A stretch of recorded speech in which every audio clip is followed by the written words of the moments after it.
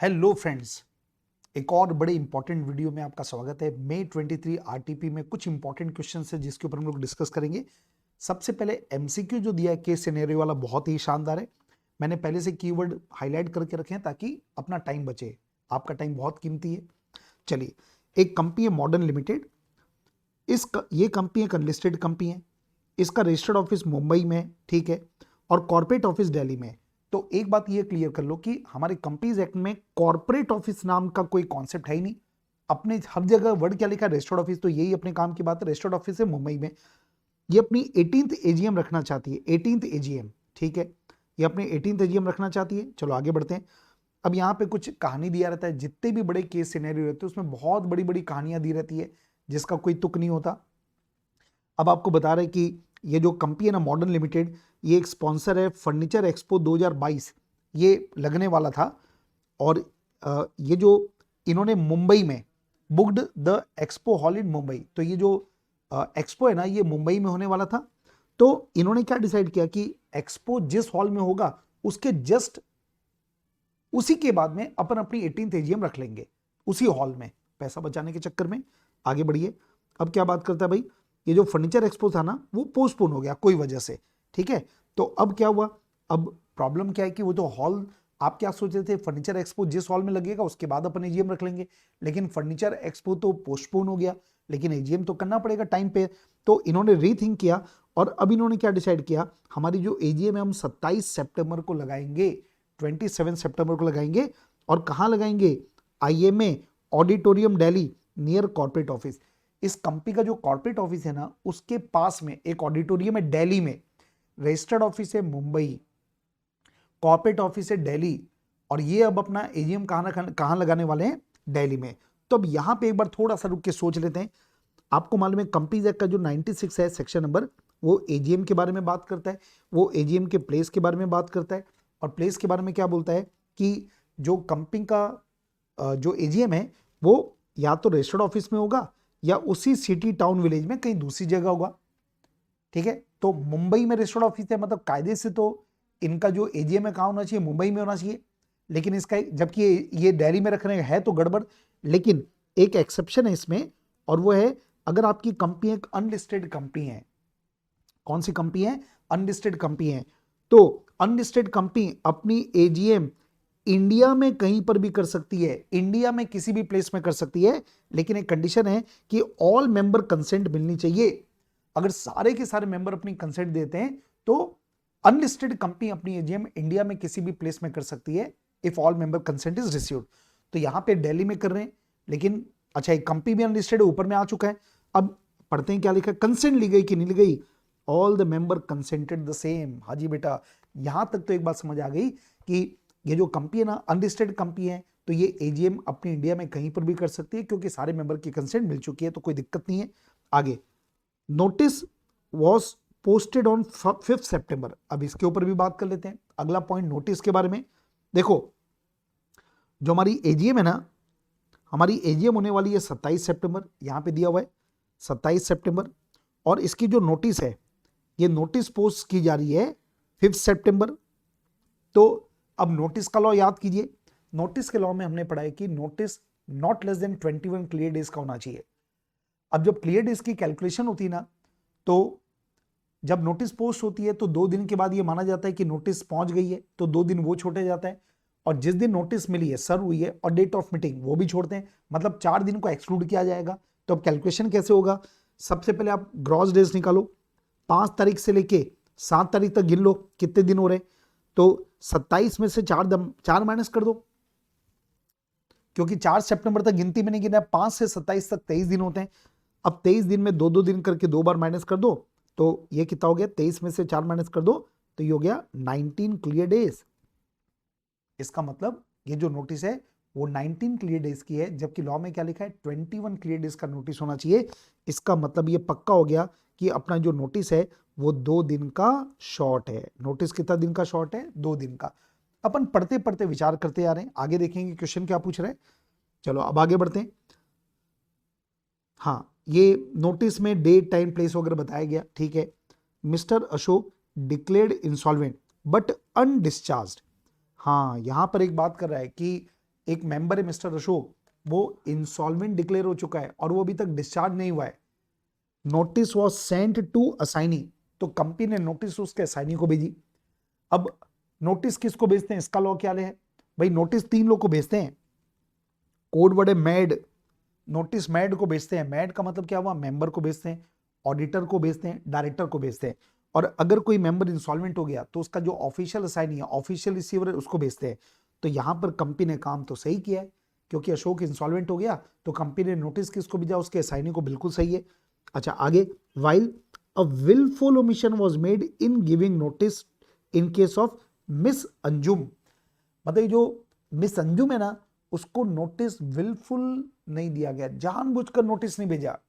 इसका भी एक लॉ है, वो लॉ क्या है, अगर आपने नोटिस, किसी को एक्सीडेंटल ओमिशन है, या आपने नोटिस भेजा पर उसको मिला नहीं, तब तो प्रॉब्लम नहीं, नोटिस वैलिड होगी, लेकिन ये तो जानबूझ के आप नहीं भेज रहे हो ना, तो आपकी नोटिस इनवैलिड होगी। मतलब नोटिस के बारे में 2 इंपॉर्टेंट बात हो गई, ये ऑफिशियल असाइनी को भेज रहे नोटिस, ये तो सही है, पर विलफुल ओमिशन करोगे तो गलत है, नोटिस वैलिड नहीं होगी। चलो आगे बढ़ते हैं। और इस मीटिंग में मिस्टर सिंह को चेयरमैन इलेक्ट किया गया बाय शो ऑफ हैंड। आपको मालूम है मीटिंग में चेयरमैन का इलेक्शन कैसे होता है, शो ऑफ हैंड के द्वारा, लेकिन फिर लॉ में यह भी प्रोविजन है 104 में कि अगर कुछ मेंबर पोलिंग की डिमांड करते हैं चेयरमैन के इलेक्शन के लिए, तो पोलिंग होगी, फिर जो पोलिंग वाला चेयरमैन है ना, वही चेयरमैन रहेगा, शो ऑफ हैंड वाला चेयरमैन नहीं रहेगा। ठीक है सर, पढ़ते हैं आगे क्या बोलता है। मनोहर रजिस्टर्ड हिज डिसेंट, ये शो ऑफ हैंड से रिजोल्यूशन पास हो गया, उसके बाद में एक मनोहर है, उसने डिसेंट बोला कि नहीं, ये चेयरमैन मेरे को पसंद नहीं है। अब उसने क्या बोला, पोलिंग कराओ, पावर है पोलिंग कराने का। चलो आगे बढ़ते हैं। अब ये जो मिस्टर सिंह है ना, ये मिस्टर सिंह ने 2 वोट डाले, एक मेंबर के रूप में, एक चेयरमैन के रूप में, मतलब पोलिंग के केस में। चलो, mister Singh elected as chairman, 2 through poll as well as by overwhelming majority. ठीक है, अब ये जो मिस्टर सिंह था ना, वो चेयरमैन बन गया। आगे बढ़ते हैं। ये जो वर्णिका है, ये मेंबर नहीं है कंपनी की, attended the meeting as mister Ashok proxy, Alok proxy, एक मेंबर है आलोक, उसके बदले में एक प्रॉक्सी अपॉइंट हुआ, ये वर्णिका, ये वमिका, ये प्रॉक्सी अपॉइंट हुई। वोटेड बोथ टाइम, उसने दोनों टाइम वोट किया, दोनों टाइम मतलब क्या, जब शो ऑफ हैंड से रिजोल्यूशन पास हो रहा था तब, और जब पोलिंग हो रही थी तब।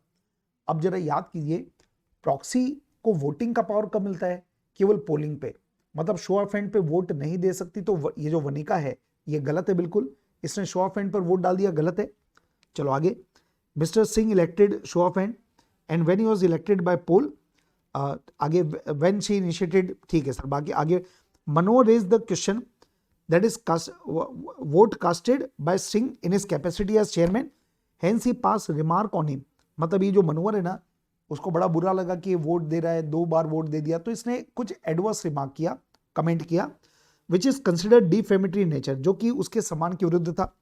The chairman at is opinion, मतलब चेयरमैन ने सीएस को, कंपनी सेक्रेटरी को एक इंस्ट्रक्शन दिया to exclude remark pass by mister मनोहर।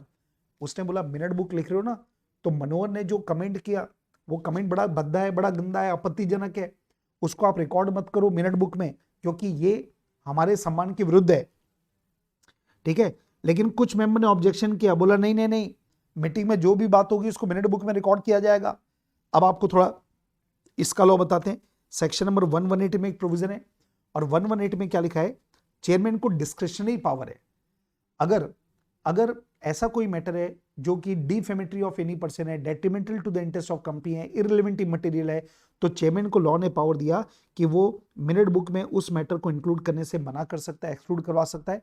यहां पे वही बात हो रही है, चेयरमैन, ये जो चेयरमैन है, ये डिफेमेटरी की वजह से वो एक्सक्लूड करा है, तो चेयरमैन बिल्कुल सही है। चलो ठीक है सर, अब इसके बेस पे एक एक करके आंसर देना है, एक एक करके 1 बाय 1 चलिए अपन आंसर डिस्कस करते हैं। पॉइंट नंबर 1, फर्स्ट नंबर का क्वेश्चन क्या बोला, देखिए आप, regarding the notice of meeting, आपको बोलता है कौन सा सही है। पहला, modern limited observe the length of notice, observe तो नहीं किया सर, ये गलत पॉइंट है, इन्होंने नोटिस को ऑब्जर्व नहीं किया, मतलब लॉ को फॉलो नहीं किया, अपने को मालूम है 19 क्लियर डेज की नोटिस था, अभी अपन ने निकाला है। Second, notice shall be given to member irrespective he is solvent insolvent, ये भी गलत है। आपको क्या बोला, नोटिस हर केस में मेंबर को देना पड़ेगा, चाहे वो सॉल्वेंट है कि इंसॉल्वेंट है, एकदम गलत है। अगर कोई मेंबर इंसॉल्वेंट होता है तो नोटिस उसके असाइनी को देते, तो ये भी गलत है। तीसरा number, notice shall be given to assignee of insolvent member, हाँ ये बिल्कुल सही है, ये बिल्कुल सही है। अगर इंसॉल्वेंट होता है तो उसके असाइनी को देते हैं, और मॉडर्न लिमिटेड ने किया है, ये बिल्कुल सही है। Wilful omission will invalidate the proceeding of the meeting, ये भी बिल्कुल सही है। मतलब पहला, दूसरा, तीसरा, चौथा, तो तीसरा और चौथा सही है। पर एक बात दिमाग में रखना, अभी क्वेश्चन ये ऑप्शन अब बता रहा है, इसको टिक मत कर देना। ऑप्शन देखो, 1 क्या बोला है, 1 2 4 करेक्ट, जबकि गलत है। अपना करेक्ट कौन सा है, 3 और 4। तो एक बार ऑप्शन देख लो, हाँ जी ये आंसर आएगा, 3 और 4 आर करेक्ट। तो ये आ गया इसका आंसर, ऑप्शन नंबर बी। चलो नेक्स्ट, अगला क्वेश्चन है, 18th एजीएम जो है ना, वेदर आपको बोला 18th एजीएम में वॉल्यूशन हुआ है कि नहीं हुआ है। तो एक बार दिमाग में रखो, 18th एजीएम के बारे में क्या था। 18th एजीएम जो हुई थी दिल्ली में, जबकि रजिस्टर्ड ऑफिस था मुंबई में, लेकिन दिल्ली में होते समय अनलिस्टेड कंपनी थी, ऑल मेंबर कंसेंट ले लिया गया था। मतलब इनकी जो एजीएम है वो बिल्कुल सही है। तो पहला बोल रहा है वॉल्यूशन, वॉल्यूशन नहीं है। सेकंड में वॉल्यूशन पढ़ो ही मत। तीसरा नो वॉल्यूशन, हाँ पढ़ना पड़ेगा, because AGM shall be held either at registered office और कॉर्पोरेट ऑफिस, गलत है। At the some other place within city town village in which registered office और कॉर्पोरेट ऑफिस इज सिचुएटेड, ये तो गलत है ना। ये क्या बोल रहा है कि लॉ में ऐसा लिख रहा है कि ये इनके अनुसार एजीएम जो होती है रजिस्टर्ड ऑफिस में भी कर सकते हो, कॉर्पोरेट ऑफिस वाले सिटी में भी कर सकते हो, गलत है। लॉ के अनुसार तो आप रजिस्टर्ड ऑफिस में करो या उसी सिटी में करो, और अनलिस्टेड कंपनी तो ऑल मेंबर कंसेंट लेकर आप इंडिया में कहीं पर भी कर सकते हो। तो no valuation because AGM of the said company may be held at any place in India, ये ऑप्शन बिल्कुल सही है। केवल कॉर्पोरेट ऑफिस नहीं, इंडिया में कहीं पर भी कर सकते हो, क्योंकि ऑल मेंबर की कंसेंट ले ली गई है। इसके बाद regarding the vote casted by Varnika, Varnika का जो वोट है उसके बारे में बात करें, याद करो वर्णिका ने क्या किया था, 2 वोट दिया था, शो ऑफ हैंड पे भी दिया था, पोलिंग पे भी दिया था। तो पहला बोलता है being proxy not allowed to cast vote on poll, गलत है। भाई जो प्रॉक्सी जो होता है ना, वो शो ऑफ हैंड पे वोट नहीं दे सकता, पोलिंग पे दे सकता है। तो Varnika is not allowed to cast show of hand while she can cast vote on poll, ये वाला ऑप्शन बिल्कुल सही है। चलो आगे बढ़ते हैं। अगला point number 4, regarding inclusion exclusion of remark by mister Manohar advise the company secretary. वो था ना कि जो चेयरमैन था उसने बोला कि ये मैटर डिफेमेटरी है तो इसको शामिल मत करो। तो इसके ऊपर आपको कमेंट करना है।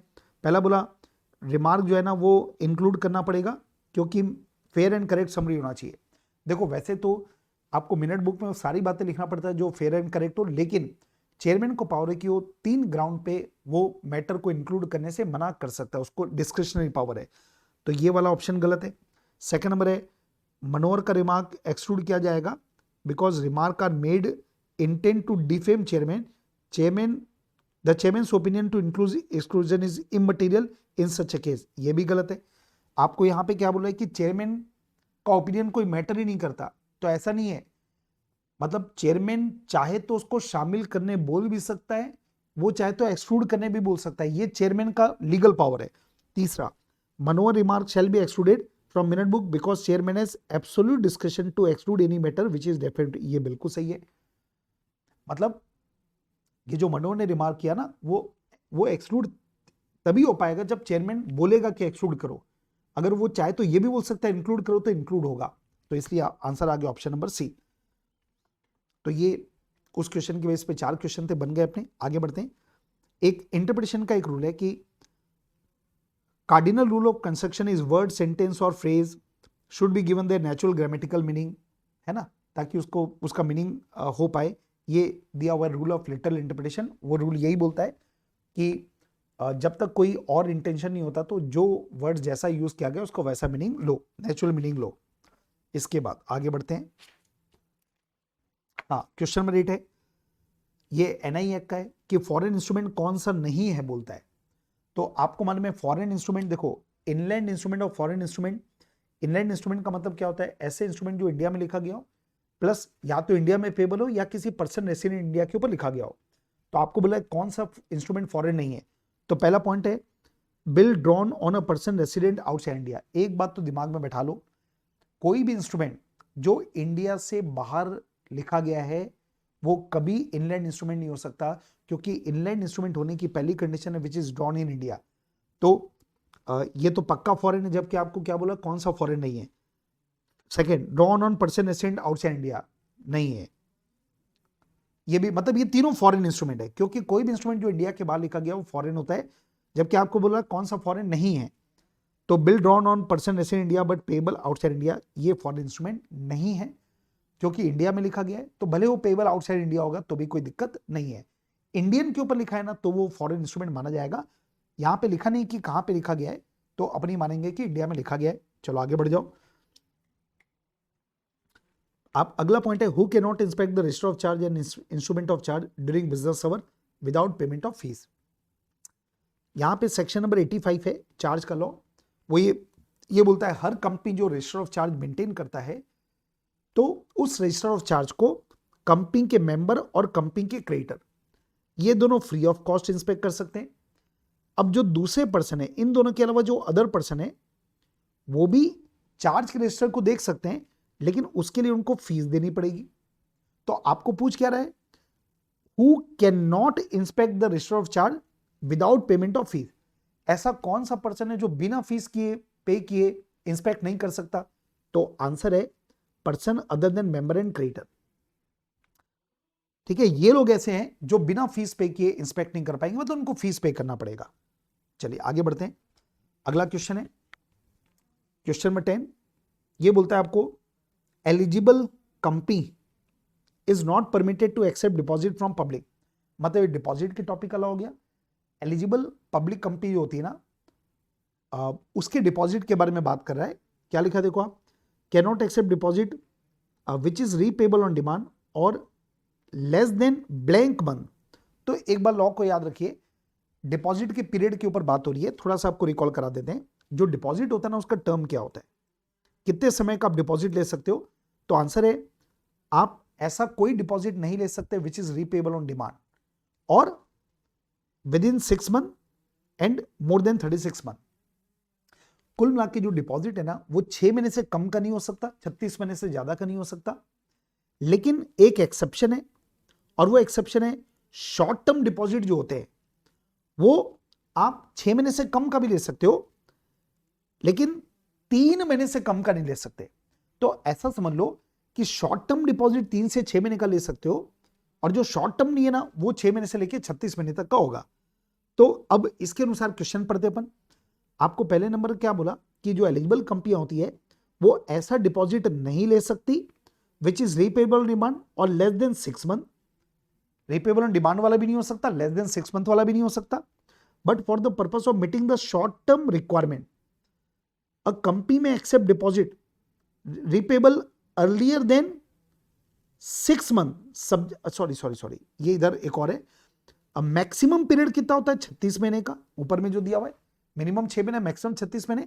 और फिर आपको क्या बोला कि शॉर्ट टर्म रिक्वायरमेंट को मीट आउट करने के लिए कंपनी ऐसे डिपॉजिट भी एक्सेप्ट कर सकती है which is repayable earlier than 6 month subject to certain condition. मतलब 6 महीने से कम, ये अपन ने लिखा ना, 6 महीने से कम का भी तो अपन ले सकते ना।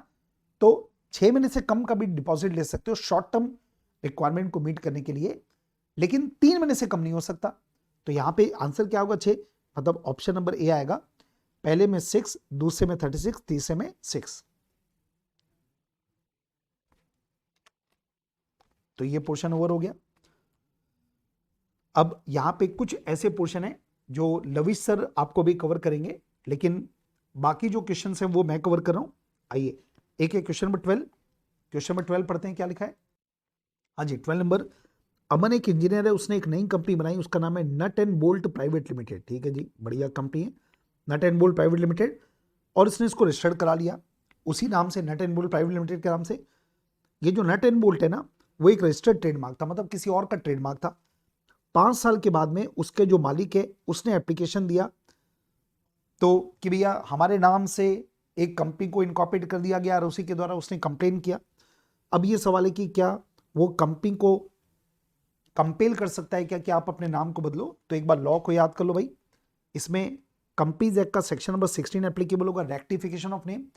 इसमें लॉ में क्या लिखा है, अगर कोई कंपनी कोई रजिस्टर्ड ट्रेडमार्क के नाम से मिलता जुलता कंपनी का नाम हो गया, तो रजिस्टर्ड ट्रेडमार्क का जो मालिक है वो 3 साल के अंदर अप्लाई कर सकता है अगर 3 साल के अंदर वो कंप्लेन करेगा ना सेंट्रल गवर्नमेंट को, तो सेंट्रल गवर्नमेंट इस कंपनी को ऑर्डर देगा कि नाम को बदलो, पर ये तो जा गई 5 साल के बाद है। तो इसका मतलब ये हो गया कि 3 साल के बाद आप कंप्लेन करोगे तो उस कंप्लेन की कोई वैल्यू नहीं है, मतलब वो कंपनी को कंपेल नहीं कर पाएगा। पर एक पोर्शन और है, can the owner of trademark request the company to change and the company can change its name at its description.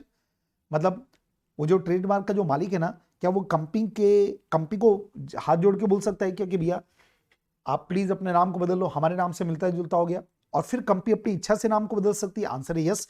Companies act का सेक्शन नंबर 13 एप्लीकेबल होगा, वॉलंटरी चेंज ऑफ नेम। कोई भी कंपनी जब चाहे तब अपनी इच्छा से नाम को बदल सकती है, उसके लिए आपको एसआर पास करना पड़ेगा और सेंट्रल गवर्नमेंट की अप्रूवल लेना पड़ेगा। तो सेकंड का आंसर होगा यस। आप बाध्य नहीं कर सकते पर रिक्वेस्ट कर सकते हो, हाथ जोड़ सकते हो, ऑर्डर नहीं दे सकते। चलो जी आगे बढ़ते हैं। 15 नंबर देखिए, आपको कंपनी एक्ट के अनुसार कुछ बातें करना है। पहला है इलेक्ट्रिकल लिमिटेड है जिसका पेडअप कैपिटल 1 करोड़ है, उसने टर्म लोन लिया 10 लाख रुपए का एबीसी बैंक लिमिटेड से। तो आपको ये पूछ रहा है क्या ये डिपॉजिट है कि नहीं। तो क्या क्या डिपॉजिट नहीं होता उसका एक एक्सेप्शन की लिस्ट है। उसमें एक पॉइंट है कि अगर कोई कंपनी किसी भी बैंक से कोई लोन लेता है या कोई फैसिलिटी लेता है तो उसको डिपॉजिट नहीं मानते। तो टर्म लोन भी एक प्रकार का लोन है, तो बैंक से ले रहे हैं तो इसको डिपॉजिट नहीं माना जाएगा। अगला पॉइंट देखिए, एक गवर्नमेंट कंपनी है जो कि एलिजिबल है to accept deposit, eligible government company है, तो आपको मालूम है एलिजिबल कंपनियां जो भी होती है ना वो पब्लिक से भी पैसा ले सकती है, और जो एलिजिबल गवर्नमेंट कंपनी है वो maximum 35% of paid up capital frees और सिक्योरिटी प्रीमियम पैसा ले सकती है। 35% की लिमिट है, आप पब्लिक से 35% तक पैसा ले सकते हो। यहां पे आपको बोल रहा है ये जो गवर्नमेंट कंपनी है वो can not accept deposit exceeding 25%, गलत है। आप कितना पैसा ले सकते हैं? 35% तक ले सकते हो, गलत है सर। इसके बाद आगे बढ़ते हैं। एक मैं क्वेश्चन ले रहा हूं एनआई एक्ट का, अच्छा क्वेश्चन है, देखो क्या लिखा है। अ bill of exchange drawn payable by अमीर और ऑर्डर, मतलब एक बिल ऑफ एक्सचेंज था जिसको अमीर ने लिखा। अब ये अमीर को मैं लिख देता हूं ए, ये ए के पास है, ए ने उसको रानी को एंडोस किया, मतलब आर को, रानी ने उसको काजोल को एंडोस किया, के आ गया, काजोल ने शाहरुख को कर दिया, शाहरुख ने माधुरी को कर दिया, माधुरी ने फिर से अमीर को कर दिया। ये देखो ये अमीर के पास वापस घूम फिर के आ गया, इसको बोलते हैं नेगोशिएशन बैक, ठीक है, इसको बोलते हैं नेगोशिएशन बैक।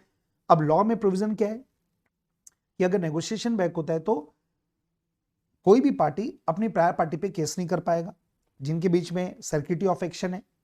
तो यहां पर देखा जाए ना तो ये जो ए है ना वो इंस्ट्रूमेंट का होल्डर है क्योंकि अभी इंस्ट्रूमेंट इसके पास है, लेकिन अगर वो एम पे केस करेगा तो एम इसके ऊपर केस कर देगी क्योंकि हर पार्टी अपनी प्रायर पार्टी पे केस कर सकता है। तो ए की प्रायर पार्टी एम पर, एम की प्रायर पार्टी फिर से है, तो इसका मतलब लॉ ये बोलता है कि ए जो है ना वो किसी भी पार्टी के ऊपर केस नहीं कर पाएगा। ये कॉन्सेप्ट है। अब तो अल्टीमेटली क्या होता है बेटा, हर पार्टी अपनी प्रायर पार्टी पे जब केस कर सकता है तो यहां पे ए एम पे केस करेगा तो एम ए पे तो इसका कोई मतलब नहीं। तो लॉ में ये प्रोविजन कर दिया गया कि all party will be discharge, लेकिन एक एक्सेप्शन है कि अगर, अच्छा चलो आगे पढ़ लेते हैं बेटा, आगे पढ़ लेते हैं फिर अपन इसके ऊपर वापस से बात करेंगे। इसके बाद क्या बोलता है, Aamir can recover the amount from Rani, Kajol, Shahrukh, Madhuri if, वैसे तो आंसर आएगा नो, लेकिन आगे क्या बोला, if he has originally endorsed the bill to Rani by adding the word sense records. मतलब अमीर ने जब रानी को जब एंडोर्स किया था ना उस समय उसने सेंस रिकॉर्ड्स एंडोर्समेंट किया था। अभी सेंस रिकॉर्ड्स एंडोर्समेंट का मतलब क्या होता है? सेंस रिकॉर्ड्स एंडोर्समेंट का मतलब ये होता है जहां पे कोई पार्टी अपने लायबिलिटी को खत्म कर लेती है, वो ये बोलती है कि मैं लायबल नहीं हूं। तो इस केस में क्या होगा, ये एक्सेप्शन है, मतलब यहां पर जब अमीर माधुरी पे केस करेगा ना तो माधुरी अमीर पे केस नहीं कर पाएगी क्योंकि उसने सेंस रिकॉर्ड्स एंडोर्समेंट किया था। तो इस वजह से ये जो अमीर है वो किसी भी पार्टी के ऊपर केस कर सकता है। तो ये पोर्शन मैंने कंप्लीट कर दिया अपना पोर्शन। अब एक जस्ट लगा हुआ पोर्शन आपको मिल जाएगा लवी सर का, उसमें जो और इंपॉर्टेंट क्वेश्चन वो डिस्कस करेंगे। ध्यान रखिएगा आरटीपी बहुत ही ज्यादा इंपॉर्टेंट होता है, कई बार क्वेश्चन सेम टू सेम छपते हैं। तो इस वीडियो को अपने जितने भी फ्रेंड्स हैं जिनको आप चाहते हैं कि वो पास हो जाए तो उन तक फॉरवर्ड कीजिएगा। Thank you, bye bye. Hello friends, आज की क्लास में मैं आपको May 23 एग्ज़ाम के लिए जो रिवीजन टेस्ट पेपर आया है कॉर्पोरेट लॉ का पेपर का, उसमें अपने पोर्शन के एमसीक्यूज और क्वेश्चंस करा रहा हूँ।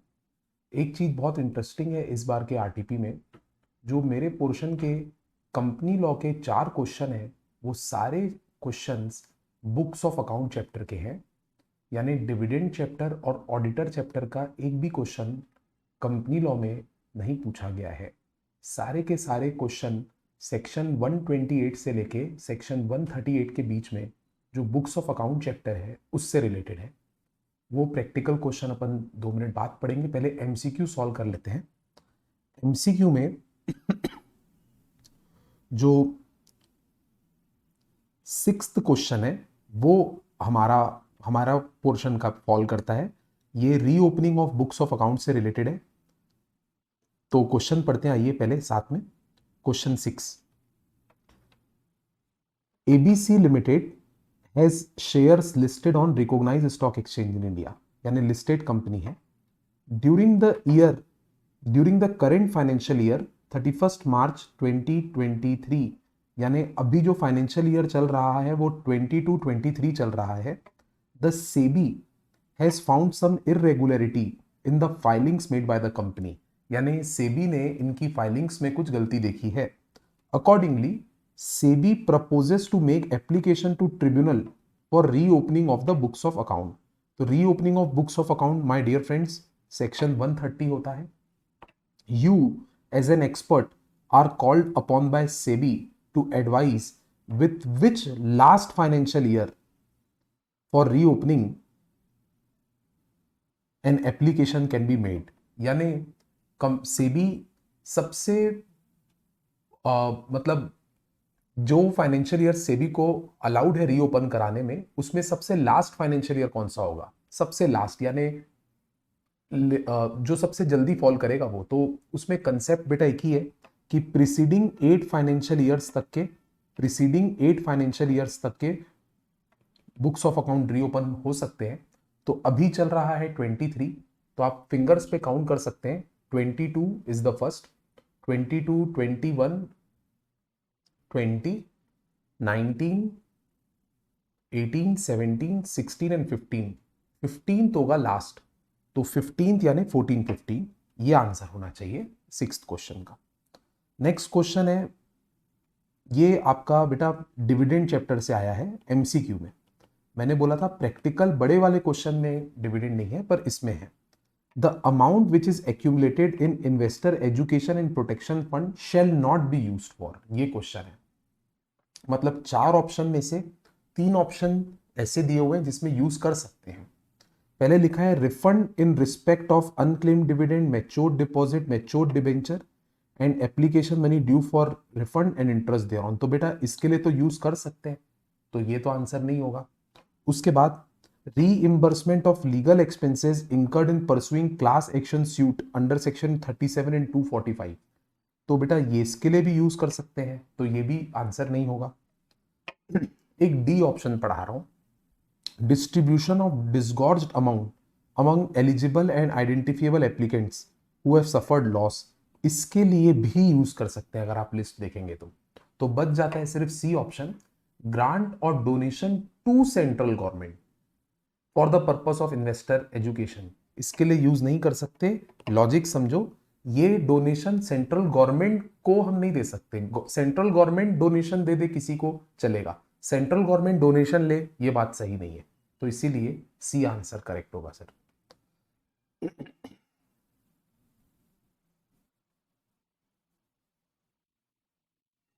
अब यही क्वेश्चन थे बेटा मेरे पोर्शन के।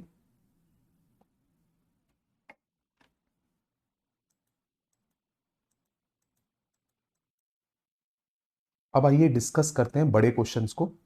बड़े क्वेश्चन में पहला क्वेश्चन ये पूछा गया है, ये क्वेश्चन बेटा रिलेट करता है जब हम लोग 129 सेक्शन पढ़ते हैं ना, तो उसमें फाइनेंशियल स्टेटमेंट की डेफिनेशन पढ़ते हैं जो कि 2 सबसेक्शन 40 में। तो एग्जैक्टली बात करूं तो ये क्वेश्चन 2 सबसेक्शन 40 का है, फाइनेंशियल स्टेटमेंट की डेफिनेशन के ऊपर। फटाफट पढ़ते हैं, बहुत इंटरेस्टिंग क्वेश्चन है, बहुत ज्यादा अच्छा क्वेश्चन है। हस्त parade limited is a unlisted public company. Focus कीजिएगा, पब्लिक कंपनी है, unlisted public company, having 5 directors in the board which includes 2 independent director. तो ये पूरे पॉइंट में ना एक ही पॉइंट रेलेवेंट है कि कंपनी पब्लिक कंपनी है और स्टॉक एक्सचेंज में लिस्टेड नहीं है। इसकी एक सब्सिडरी है Sankul private limited which is a subsidiary of Hastprat limited, carrying active business, having paid up capital 1.5 crore, having 40 members, having turnover 18 crore, and this private company is not startup। Clear कर दिया गया है। यहाँ पे ना आप लोगों को सबसे मेन बात एक याद आनी चाहिए, जिसके बेसिस पे ये क्वेश्चन जितने भी नंबर का होगा वो आपको मिल जाएंगे। वो ये है कि आप लोग को अगर पब्लिक कंपनी की डेफिनेशन याद हो तो आप लोग दो पार्ट्स पढ़ते हैं पब्लिक कंपनी की डेफिनेशन में, कि a company which is not private company is public company, और आपको यह भी याद होना चाहिए कि the subsidiary of public company is also public company. The subsidiary of public company is also public company. अगर कोई कंपनी पब्लिक कंपनी की सब्सिडरी है तो वो भी पब्लिक कंपनी मानी जाती है। तो ये जो संकुल प्राइवेट लिमिटेड है ना, वो जैसे ही हस्तप्रत लिमिटेड की सब्सिडरी है तो आपको कंपनी लॉ के पर्पस से उस संकुल को पब्लिक कंपनी ही मानना चाहिए। पहली बात। दूसरी बात, स्टार्टअप तो वो है नहीं, क्वेश्चन में खुद ही लिखा है 40 मेंबर्स हैं, तो वो 1% कंपनी भी नहीं होगी। खैर आगे बात करते हैं। In the context of aforesaid case scenario, please answer to following question. Whether Sankul Private Limited is mandatorily required to prepare cash flow statement as part of its financial statement? बेटा आप एक बात सुनो, कैश फ्लो स्टेटमेंट बनाना तो वैसे जरूरी होता है, पर केवल कुछ कंपनियों को एग्जेम्पशन मिली है। 1% कंपनी को एग्जेम्पशन बिल्कुल मिली है, स्मॉल कंपनी को भी मिली है, डोरमेंट को भी मिली है, और स्टार्टअप को मिली है। बट हमारा यहाँ क्वेश्चन है, क्या संकुल प्राइवेट लिमिटेड को एग्जेम्पशन मिलेगी? तो बेटा संकुल प्राइवेट लिमिटेड तो 1% कंपनी है नहीं, एनालाइज करना है अपने को। तो संकुल प्राइवेट लिमिटेड तो ओपीसी है नहीं क्योंकि उसमें 40 मेंबर है। स्मॉल कंपनी भी नहीं है क्योंकि स्मॉल कंपनी बनने के लिए पहले प्राइवेट कंपनी होना होता है, ये प्राइवेट है नहीं। दूसरी बात, सब्सिडरी कंपनी कभी भी स्मॉल कंपनी हो ही नहीं सकती, तो ये उस रीजन से भी स्मॉल कंपनी नहीं है। डोरमेंट कंपनी भी ये है नहीं क्योंकि एक लाइन लिखी हुई है क्वेश्चन में कि वो एक्टिवली बिजनेस कैरी ऑन कर रही है, तो डोरमेंट कंपनी के नाम पे भी इसको एग्जेम्पशन नहीं मिलेगी। और प्राइवेट कंपनी ये मानी जा नहीं सकती क्योंकि ये पब्लिक कंपनी की सब्सिडरी है। तो ये चारों ग्राउंड्स के बेसिस पे ये कंपनी कैश फ्लो स्टेटमेंट बनाने का एग्जेम्पशन नहीं प्राप्त कर सकती, इसीलिए इसको कैश फ्लो स्टेटमेंट बनाना पड़ेगा। So this is the summary answer which has been given question 11 का। ये आपको रीड करना है सर।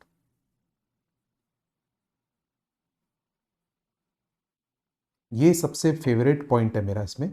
संकुल private limited shall be deemed to be public company because it is a subsidiary of Hastprat limited which is unlisted public company.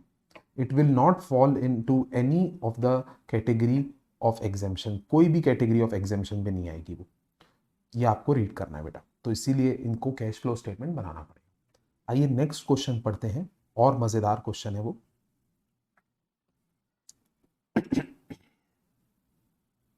ये question sir 13th वाला जो है ना, ये वेरी आईएमपी है क्योंकि ये फर्स्ट टाइम न्यू सेक्शन के ऊपर आया है।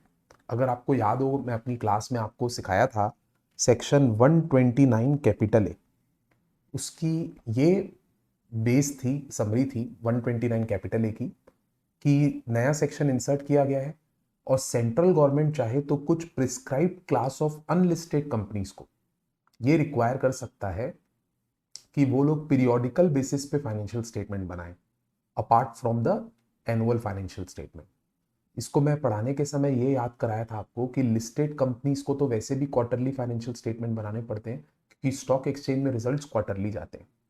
बट सेंट्रल गवर्नमेंट चाहे तो कुछ बड़ी बड़ी कंपनियां जो कि भले लिस्टेड तो नहीं है बट मटेरियल है, बड़ी कंपनियां हैं, उन लोगों को स्पेशली रिक्वायर कर सकता है कि वो लोग पीरियोडिकल फाइनेंशियल स्टेटमेंट बनाएं। पीरियोडिकल का मतलब एनुअल से कम पीरियड का। क्योंकि एनुअल तो वो लोग ऑलरेडी बनाते ही हैं, तो ये रिक्वायरमेंट इम्पोज कर सकता है। उसके बाद वाली लाइन में ये भी पढ़े थे, आपको याद होगा क्लास में, नोट्स खोल के देखिएगा 129 कैपिटल ए को, कि उन फाइनेंशियल स्टेटमेंट को सेंट्रल गवर्नमेंट बोलेगी कि या तो आप ऑडिट कराइए या फिर लिमिटेड रिव्यू कराइए, और उसको आरओसी के पास फाइल भी करिए। ऐसी रिक्वायरमेंट डाल सकता है सेंट्रल गवर्नमेंट, हम बस इतना पढ़े थे। ये बिल्कुल भी नहीं लिखा हुआ अभी तक 129 कैपिटल ए में कि कौन सी कंपनीज को ये करना पड़ेगा। अभी सिर्फ इतना लॉ बना है कि सेंट्रल गवर्नमेंट के पास पावर है कि वो रूल्स बना के प्रिस्क्राइब कर सकता है कि कुछ कंपनीज को ऐसे करना पड़ेगा। अब ये बैकड्रॉप ध्यान में रखते हुए क्वेश्चन 13 पढ़िएगा मेरे साथ। Yellow limited received A communication from central government for preparation of periodical financial results. Results word का मतलब भी आपको याद कराया था, सिर्फ पीएल बनाना, और पीरियोडिकल वर्ड का मतलब एक साल से कम का, या कि 6 मंथली या 3 मंथली एज द केस में भी। तो it received a communication from central government for preparation of financial results and complete the audit और limited review of such periodical financial results. यानी सेंट्रल गवर्नमेंट ने इस कंपनी को बोला कि आप पीरियोडिकल फाइनेंशियल रिजल्ट्स बनाइए, उसका ऑडिट कंप्लीट कीजिए या लिमिटेड रिव्यू कंप्लीट कीजिए। ऐसा कम्युनिकेशन उस कंपनी को मिला। The BOD of this company have raised objection, इन्होंने आपत्ति व्यक्त की, on the ground that it is a unlisted company. इन्होंने बोला हम कोई लिस्टेड कंपनी थोड़ी ना है जो आप हमको पीरियोडिकल फाइनेंशियल रिजल्ट्स बनाने बोल रहे हो। ऐसा उन लोग बोले, और बोले कि हम लोग को ये बनाने की जरूरत नहीं है। को हमारे से क्या पूछा है, examine referring the provisions of companies act in this regard. तो हम लोग को ये सिचुएशन में एनालिसिस करके बोलना है। तो क्या बोलेंगे, एक ही चीज बोलेंगे भाई, कि ये येलो लिमिटेड को इस इंप्रेशन में नहीं रहना चाहिए कि अनलिस्टेड है तो इसका मतलब ये नहीं करना पड़ेगा। ऐसा नहीं है लॉ आज की तारीख में। सेक्शन 129 कैपिटल ए में सेंट्रल गवर्नमेंट के पास पावर है कि वो प्रिस्क्राइब कर सकती है कुछ कंपनीज को ये वाला रिक्वायरमेंट फुलफिल करने के लिए। तो अगर सेंट्रल गवर्नमेंट ने येलो लिमिटेड को ये कम्युनिकेट किया है तो सेंट्रल गवर्नमेंट के पास आज के ज़माने में ये पावर है। तो आइए आंसर पढ़ते हैं सर क्वेश्चन 13 का। ये रहा, पीरियोडिकल फाइनेंशियल रिजल्ट्स 129 कैपिटल है। द सेंट्रल गवर्नमेंट में require such class of unlisted companies to prepare financial results of the company on periodical basis and to obtain approval of board and complete the audit or limited review of such periodical financial results in prescribed manner and file a copy with the registrar within a period of 30 days of the completion of relevant period। मतलब period खत्म होने के, जैसे suppose इनको ये बोला गया कि आप क्वार्टरली बेसिस पे फाइनेंशियल रिजल्ट्स बनाइए, तो क्वार्टर खत्म होने के 30 डेज के बाद आरओसी के अंदर 30 डेज के अंदर आरओसी के पास फाइल करना पड़ेगा। अगर हाफ ईयरली की रिक्वायरमेंट आई तो हाफ ईयर खत्म होने के 30 डेज के अंदर आरओसी के पास फाइल करना पड़ेगा। 3 रिक्वायरमेंट है।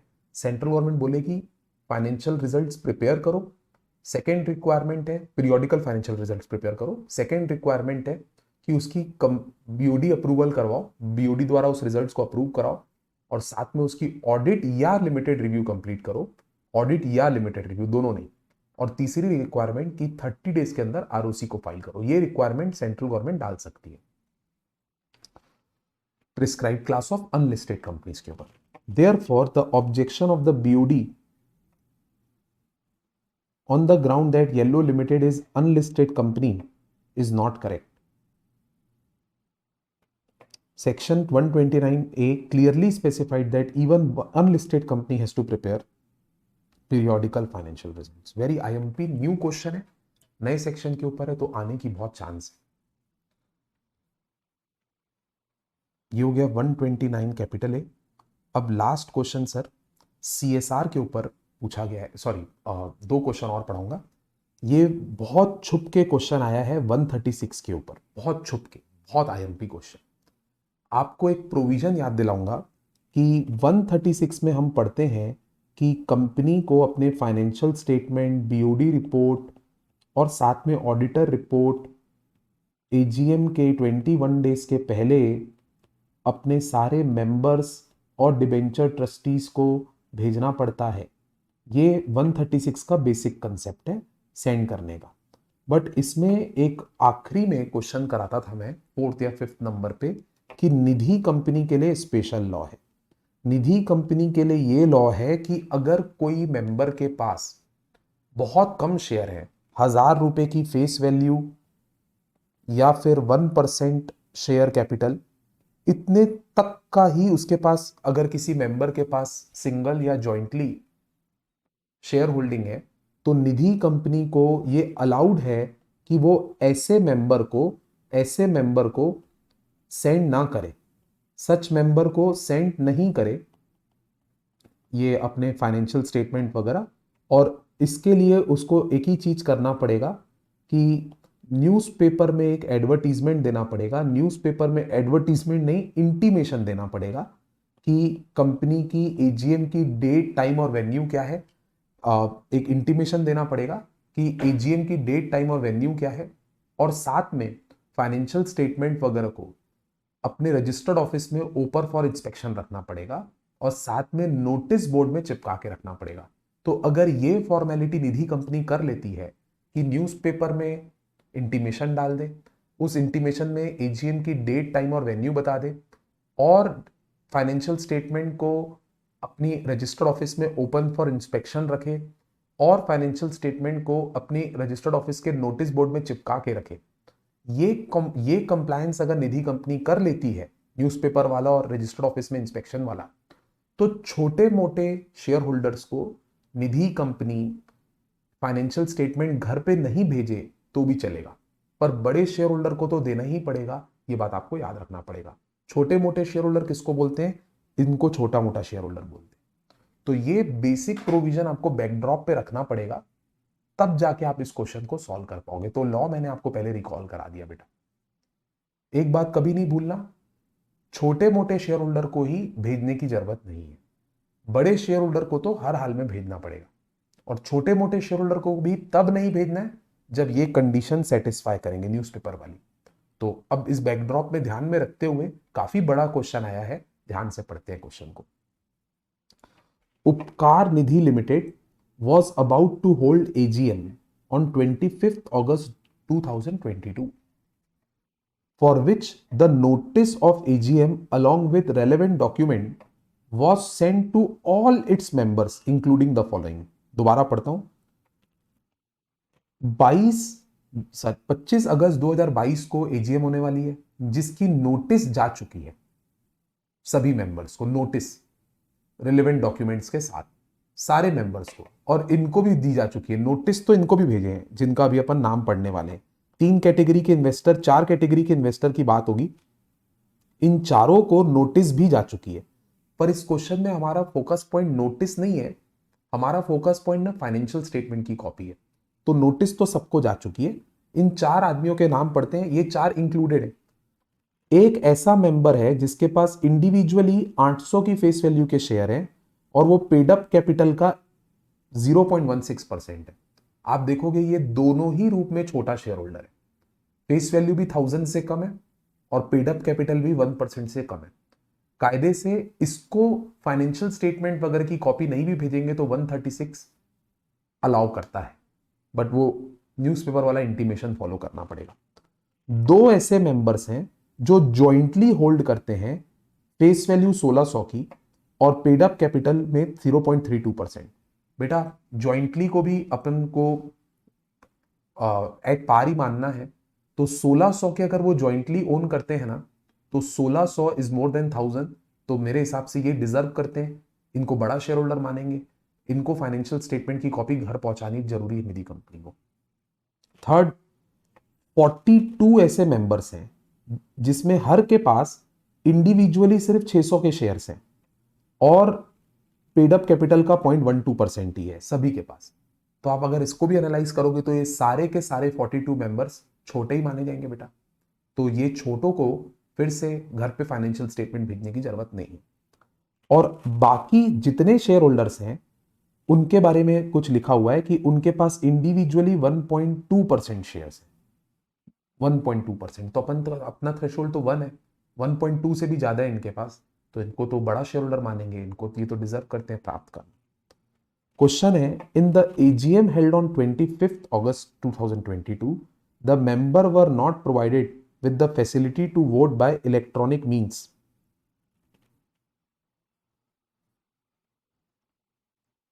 Please answer whether Upkar Limited was required to send the notice of AGM along with relevant documents. ये relevant documents में बेटा वही अपने आ जाएंगे फाइनेंशियल स्टेटमेंट, ऑडिटर रिपोर्ट और बीओडी रिपोर्ट। ये सारे डॉक्यूमेंट भेजने की जरूरत थी कि नहीं सारे मेंबर्स को। तो ये क्वेश्चन आ गया 136 के ऊपर। आइए आंसर पढ़ते हैं। क्वेश्चन नंबर है 14। तो ये 136 का प्रोविजन है, क्या लिखा है पढ़ के देखेंगे। Section 136 shall apply subject to modification, या शुरुआत यहां से करनी चाहिए थी। In case of Nidhi company the section 136 shall apply subject to modification, थोड़ा बदलाव है क्या, that in case of members who do not individually or jointly hold shares of more than 1000 rupees in face value, तो face value का 1000 rupees हो गया एक limit, और more then 1% of paid up capital, और 1% ऑफ पेड अप कैपिटल। जो share holder ना तो 1000 रुपए की फेस वैल्यू के शेयर ओन कर रहे हैं, ना ही 1% of paid up capital own कर रहे हैं, इन लोगों को छोटा शेयर होल्डर बोलेंगे। दोनों कंडीशन सेटिस्फाई होनी चाहिए। विच एवर इज लेस भी लिखा है, चलिए ठीक है। Then it will be sufficient compliance with the provisions of this section if, तो ये सेक्शन 136 कंप्लाई हो जाएगा यदि ये कर दिया जाए। क्या करना पड़ेगा, इफ, यहां से if intimation is sent by public notice in newspaper in the district in which registered office is situated, most important, stating the date, time and venue of AGM। तो जो नोटिस डालेंगे न्यूज़पेपर में, public notice, उसमें intimate करना पड़ेगा कि AGM की date, time और वेन्यू क्या है। इनके घर पे नोटिस भेजने की जरूरत नहीं है, ना ही फाइनेंशियल स्टेटमेंट भेजने की जरूरत है। इनको आप इंफॉर्म कर दीजिए न्यूज़पेपर के थ्रू, ये कंसेप्ट चल रहा है। And the financial statement can be inspected, या आप इंटीमेट कर दीजिए कि financial statement can be inspected at the registered office of the company. उस पब्लिक नोटिस में इंटीमेट कर दीजिए कि फाइनेंशियल स्टेटमेंट आप रजिस्टर्ड ऑफिस में इंटीमेट कर सकते हो। And the financial statement are affixed in the notice board of the company, और आप ये भी लिख दो कि फाइनेंशियल स्टेटमेंट नोटिस बोर्ड में चिपके हुए हैं। And member is entitled to vote either in person और थ्रू प्रॉक्सी, ये भी लिख दो कि आप आइए मीटिंग में, या तो पर्सनली या तो थ्रू प्रॉक्सी, दोनों को ही वोटिंग करने का पावर मिलेगा। इस टाइप का इंटीमेशन डाल देंगे अगर न्यूज़पेपर में, तो फिर छोटे मोटे शेयर होल्डरों को, जिसकी मैं लिमिट बता दिया, उनको नोटिस भेजने की जरूरत नहीं है। Here Upkar limited was required to send notice and other relevant document to such members who individually और jointly hold shares of more than 1000 in face value और मोर देन 1%। तो इनको उन्हीं को भेजने की जरूरत है जिनके पास या तो 1000 की फेस वैल्यू या फिर 1% ऑफ पेड अप कैपिटल से ज्यादा का ओनरशिप है। Accordingly Upkar limited would have send and other relevant document, send the notice and other relevant document only to following category of member, तो इनको ही भेजने से काम हो जाता। आप याद कीजिए, दो ऐसे मेंबर थे जिनके पास 1600 की पेड अप कैपिटल थी, उनको भेजिए, या और साथ में ऐसे सारे शेयर होल्डर जिनके पास 1.2% शेयर थे, तो अपने बॉक्स में वो सेकंड और फोर्थ कैटेगरी में थे, देख लेंगे उन्हीं को। बाकी तो 1 और 3 कैटेगरी वाले मेंबर को भेजने की जरूरत नहीं है, क्योंकि वो लोग इस लिमिट से नीचे। For the category of member mentioned in serial number 1 and 3 it would be sufficient compliance if intimation of the AGM was sent in newspaper, जैसे अपन ऊपर पढ़े थे। आई होप आपको समझ में आ गया होगा। इसके बाद दोस्तों लास्ट क्वेश्चन सीएसआर से रिलेटेड मेरे पोर्शन में, वो पढ़ाता हूं।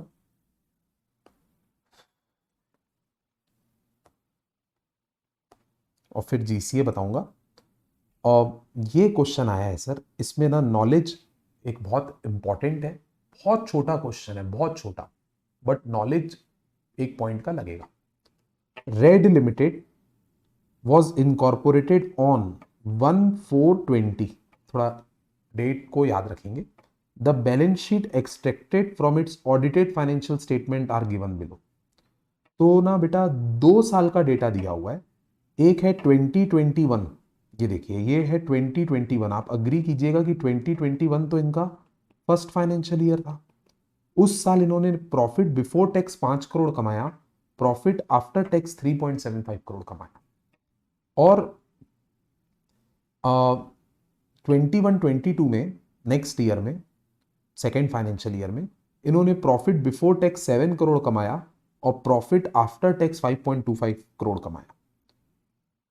आगे लिखा है the company proposes to allocate minimum required amount for CSR activities during the financial year 22-23। मतलब ये थर्ड फाइनेंशियल ईयर होगा कंपनी का, 22-23, जो अभी शुरू भी नहीं हुआ है। पर 22-23 में अगर इनको लॉ की रिक्वायरमेंट आई तो इन लोग मिनिमम अमाउंट सेट करना चाहते हैं, ऐसा लिखा है। तो भाइयों एक तो अपने को ये जज करना है कि 22-23 में ये लोगों को के ऊपर सीएसआर का लॉ अप्लाई होगा कि नहीं, पहले तो ये सोचना है। और एक चीज और सोचनी है, लिखा है जो इसका, ये कंपनी कोई दानवीर नहीं है, लार्ज हार्टेड नहीं है। ये बोल रही है कि 22-23 के दौरान हमको बताइए कि मिनिमम हमको कितना एलोकेट करना पड़ेगा सीएसआर एक्टिविटी के लिए, मिनिमम। तो दो रिक्वायरमेंट है अभी तक की बात करूं तो, कि 22-23 जो इस कंपनी का थर्ड फाइनेंशियल ईयर है, उसमें इस कंपनी के ऊपर सीएसआर का लॉ अप्लाई होगा कि नहीं, और अगर होगा तो मिनिमम अमाउंट इनको कितना कंट्रीब्यूट करना पड़ेगा। You are requested to advise the company in this regard and compute the minimum amount to be allocated if so required, taking into account the relevant provisions of companies। तो ये question है sir आपके सामने। सबसे important बात, अगर मैं applicability की डिस्कस करूं तो एप्लीकेबिलिटी के 3 ग्राउंड्स थे सर, अगर आपको याद हो तो नेटवर्थ हो तो सॉरी, एक लिमिट होती थी कि net worth 500 crore preceding financial years में, एक होता था turnover 1000 crore preceding financial years में, और एक होता था net profit 5 crore. Most IMP important बात, जो नेट प्रॉफिट वर्ड है ना बेटा, इस पूरे सेक्शन में 135 में नेट प्रॉफिट वर्ड का जो मीनिंग होता है वो सेक्शन 198 के अनुसार होता है। 198 में वही वाला प्रॉफिट होता है अकाउंट्स में जो आप पढ़ते हो बीएल सर से, profit for managerial remuneration purpose. तो आपको अगर याद हो तो वहां पे जो नेट प्रॉफिट होता है ना बेटा, वो कंपनी के एक्चुअल नेट प्रॉफिट में काफी सारे एडजस्टमेंट्स करने पड़ते हैं, रिवर्सल्स करने पड़ते हैं, जिसमें टैक्स को भी रिवर्स करना पड़ता है, टैक्स को, प्रोविजन फॉर डाउटफुल डेब्ट को, ये बहुत सारी चीजें रिवर्स करनी पड़ती है। तो यहां पे जो क्वेश्चन में 2 टाइप के प्रॉफिट दिए हुए थे ना, ध्यान से देखिएगा, ज्यादा डिटेल में तो नहीं दिए हुए, सिर्फ 2 प्रॉफिट दिए हैं, एक बिफोर टैक्स और एक आफ्टर टैक्स। तो 198 के पर्पज से ऑफ कोर्स आफ्टर टैक्स तो 198 वाला होता नहीं है। 198 में इतना तो हम बोल ही सकते हैं कि बिफोर टैक्स रहेगा। तो कंपनी का प्रॉफिट का ये वाला जो कॉलम है ये यूजलेस है, आफ्टर टैक्स वाला। हर पर्पज से, चाहे लॉ एप्लीकेबल होगा कि नहीं, इस पर्पज से भी प्रॉफिट बिफोर टैक्स को ही कंसिडर करेंगे। और डोनेशन कितना देंगे, वो तो एवरेज प्रॉफिट का 2% देना पड़ता है, आपको पता है। तो एवरेज प्रॉफिट के लिए भी 2% ये बिफोर टैक्स वाले प्रॉफिट को ही कंसिडर करेंगे। तो अगर अपन एनालिसिस करें तो इस कंपनी का प्रीसीडिंग ईयर का प्रॉफिट 7 करोड़ हो रहा है ना बेटा, which is more than 5 crore. तो इस कारण से ये लॉ तो इसके ऊपर एप्लीकेबल हो जाएगा। चलो तो आंसर से ही पढ़ाता हूं आपको फटाफट। According to section 135, every company having net worth of 500 crore or more, or turnover of 1000 crore or more, or net profit of 5 crore or more during immediately preceding financial year देखना है, will have to constitute CSR committee।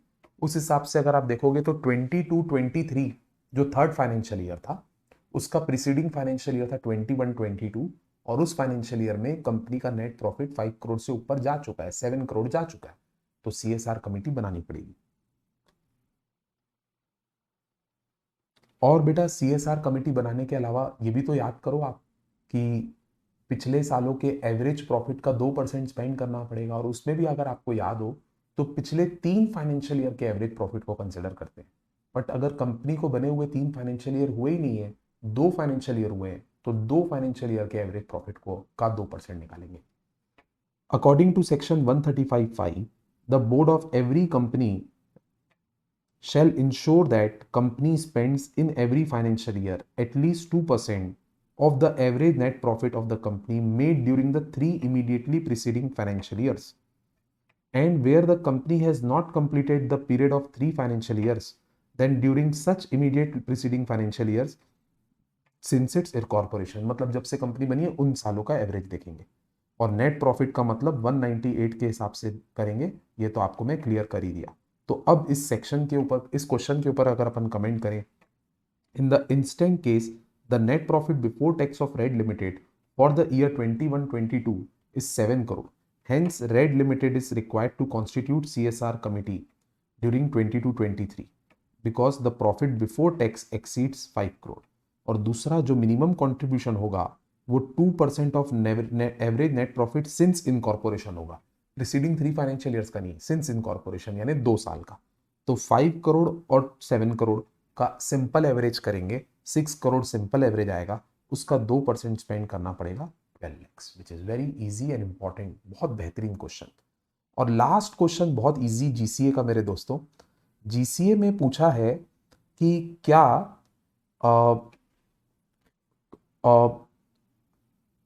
Timber और tree में कोई फर्क है क्या?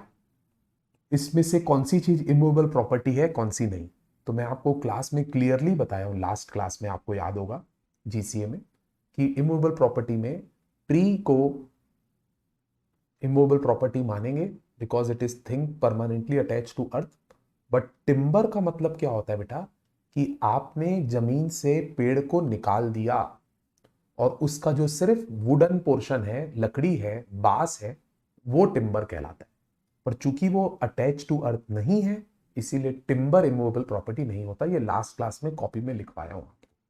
तो उसी के ऊपर क्वेश्चन आया है, M owned a land with 5050 tamarind trees. Tamarind is मेरे ख्याल में दिस जो खट्टी चीज होती है, इमली, या इमली को टेमरिंड कहते हैं if I am not wrong. तो एम ओन्ड ए लैंड जिसमें उसके पास 50 इमली के पेड़ थे। जब तक पेड़ थे ना बेटा, तब तक वो इमूवेबल प्रॉपर्टी है। ही सोल्ड हिज लैंड, लैंड बेच दी। एंड टिम्बर, देखो टिम्बर बेचा है भाइयों। टिम्बर के बारे में ब्रैकेट में स्पेशली लिखा है कि obtained after cutting the trees, तो ट्री काट के सिर्फ लकड़ी को बेचा। M wants to know whether the sale of timber tenta amount to sale of immovable property। In short question पूछ रहा है, क्या टिम्बर बेचना इमूवेबल प्रॉपर्टी बेचना माना जाएगा? इन अदर वर्ड्स, क्या टिम्बर इमूवेबल प्रॉपर्टी है? तो आंसर है 19th का। देखेंगे बेटा, क्लियर यहाँ पे काम की चीज अंडरलाइन करा देता हूं। Land is immovable property, timber can not be immovable property because it is not attach to earth. बाकी तो ऊपर डेफिनेशन ही लिखनी है। So these are the questions of my portion in RTP of company law. Good luck, see you.